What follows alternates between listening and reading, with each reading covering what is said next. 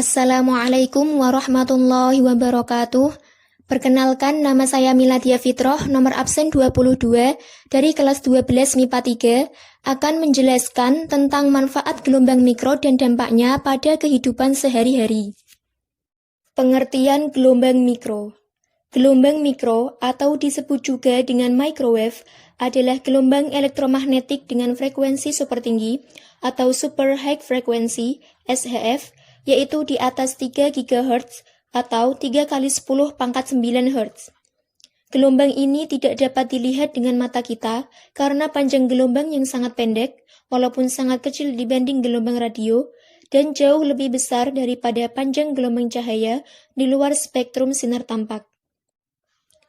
Panjang gelombang mikro yaitu sekitar 1 meter sampai 1 mm atau frekuensi 300 MHz sampai 300 GHz.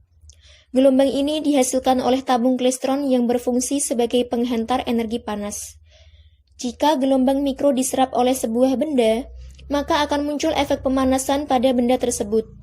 Gelombang mikro memang mempunyai energi yang sangat besar karena frekuensinya yang sangat besar, sehingga gelombang mikro dapat menghasilkan kalor yang besar.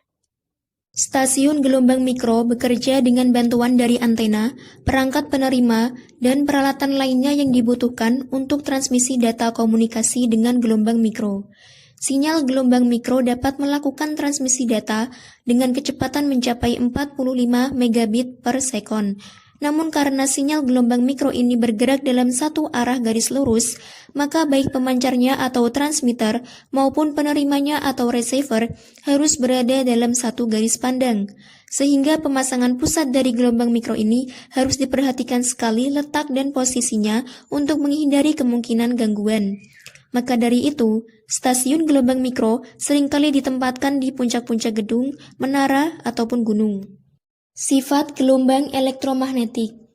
Yang pertama, gelombang elektromagnetik dapat merambat dalam ruang hampa. Artinya, gelombang elektromagnetik tidak membutuhkan medium untuk merambat. Yang kedua, gelombang elektromagnetik merupakan gelombang transversal. Gelombang dikatakan transversal apabila arah getaran yang dirambatkan tegak lurus terhadap arah rambatnya. Yang ketiga, gelombang elektromagnetik dapat mengalami polarisasi. Polarisasi adalah penapisan arah getar medan listrik atau magnet, sehingga hanya satu arah saja yang diloloskan. Yang keempat, gelombang elektromagnetik dapat mengalami pemantulan atau refleksi. Yang kelima, gelombang elektromagnetik dapat mengalami pembiasan atau refraksi. Yang keenam, gelombang elektromagnetik dapat mengalami interferensi. Yang ketujuh, gelombang elektromagnetik dapat mengalami lenturan atau difraksi. Dan yang kedelapan, arah rambat gelombang elektromagnetik tidak dibelokkan oleh medan listrik dan medan magnet, tetapi dibelokkan oleh medan gravitasi. Sifat-sifat gelombang mikro. Yang pertama, refleksi atau pemantulan. Gelombang mikro lebih banyak dipantulkan bila mengenai permukaan logam atau yang berwarna cerah. Bila digunakan wadah memasak yang terbuat dari logam atau metal, makanan tidak akan matang atau lama matang karena gelombang mikro dipantulkan dan juga dapat menimbulkan bunga api. Yang kedua, transmisi. Gelombang mikro dapat melalui atau melewati benda atau material yang mempunyai sifat dielektrik atau perlawanan arus listrik yang kecil seperti gelas, plastik, kertas, keramik porselin, sehingga benda ini tidak dipengaruhi oleh gelombang mikro. Yang ketiga, absorpsi atau penyerapan.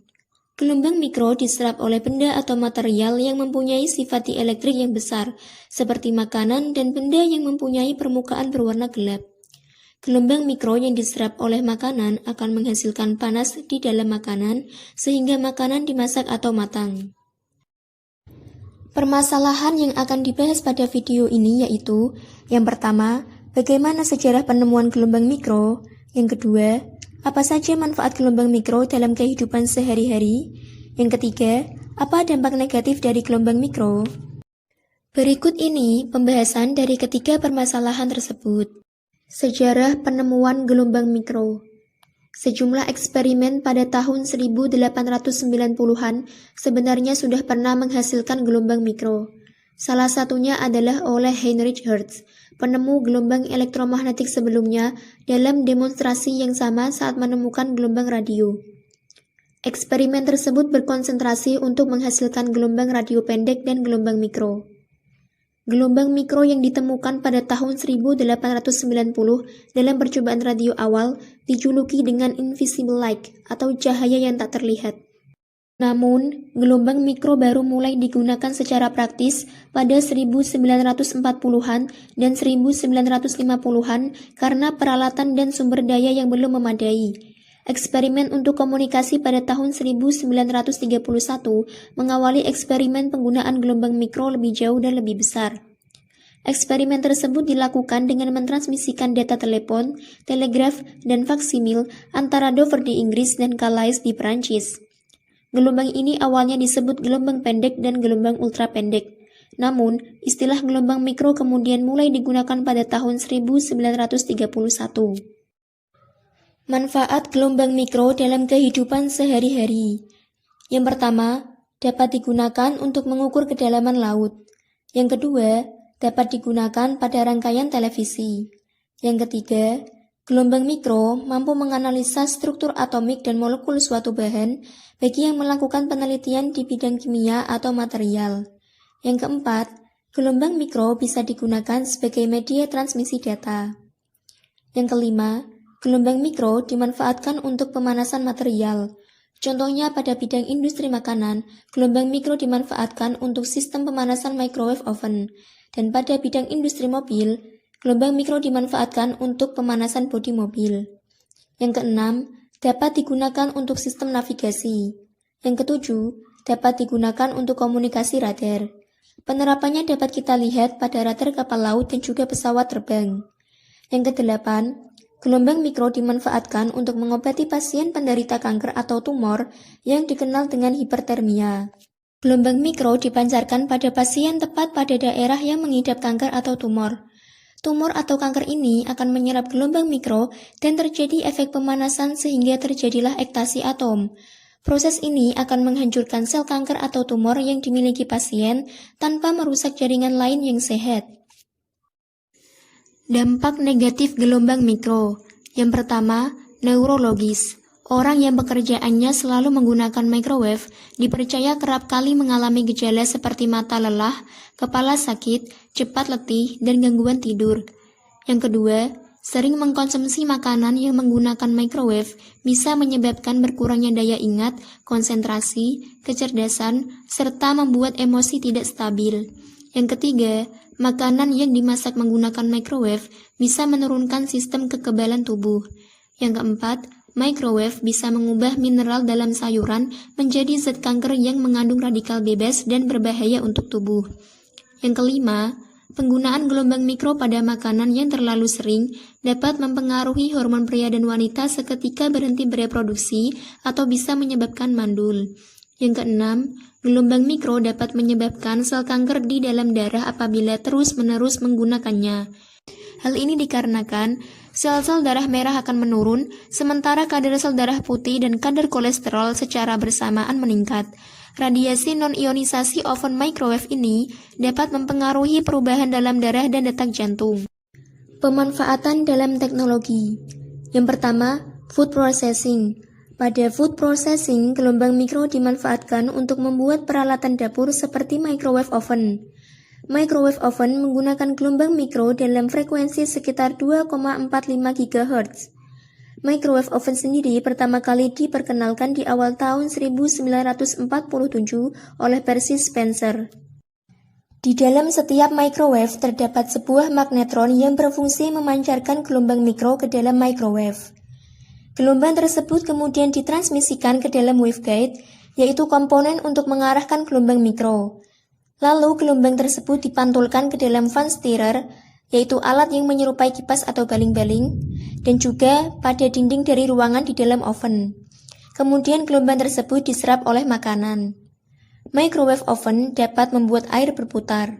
Putaran molekul air akan mendorong terjadinya tabrakan antar molekul. Tabrakan antar molekul inilah yang akan membuat molekul-molekul tersebut memanas. 2. Bidang telekomunikasi. Wi-Fi atau Bluetooth merupakan contoh penggunaan gelombang mikro dalam bidang telekomunikasi. Keduanya memanfaatkan gelombang mikro sebagai media transmisi data. Karena frekuensinya yang tinggi, gelombang ini mampu mengirim data dengan sangat cepat hingga 45 megabit per sekon. Meskipun demikian, transmisi data dengan gelombang mikro rentan terhadap cuaca. Inilah mengapa saat hujan, sinyal ponsel atau Wi-Fi memburuk. Sebaliknya, jika cuaca cerah, sinyalnya bagus. Transmisi gelombang mikro juga dipengaruhi oleh kondisi wilayah, seperti adanya gedung atau gunung yang menghalangi pengiriman data, serta adanya pesawat terbang yang melintas juga mengganggu komunikasi dengan gelombang mikro. 3. Radar dan navigasi. Radar merupakan suatu sistem yang memanfaatkan gelombang elektromagnetik yang digunakan untuk mendeteksi suatu objek, mengukur jarak antara pemancar gelombang dengan objek, membuat map benda seperti kendaraan bermotor, pesawat, dan cuaca. Penggunaan gelombang mikro untuk mendeteksi suatu objek diperkenalkan pertama kali di tahun 1904 oleh Christian Holzmeier yang mampu membuktikan bahwa gelombang mikro mampu mendeteksi kehadiran suatu kapal di cuaca berkabut tebal. Radar memakai gelombang mikro untuk mendeteksi suatu objek dengan memanfaatkan pantulan gelombang dari objek tersebut untuk pendeteksian. Pantulan tersebut berasal dari polarisasi horizontal, vertikal, maupun sirkular. Waktu antar mengirim dan menerima itu yang dipergunakan untuk menghitung jarak objek tersebut. Radar memancarkan dan menerima sinyal pantulan secara bergantian dengan sistem switch. Begitu juga dengan sistem GPS yang mempunyai prinsip yang mirip dengan radar.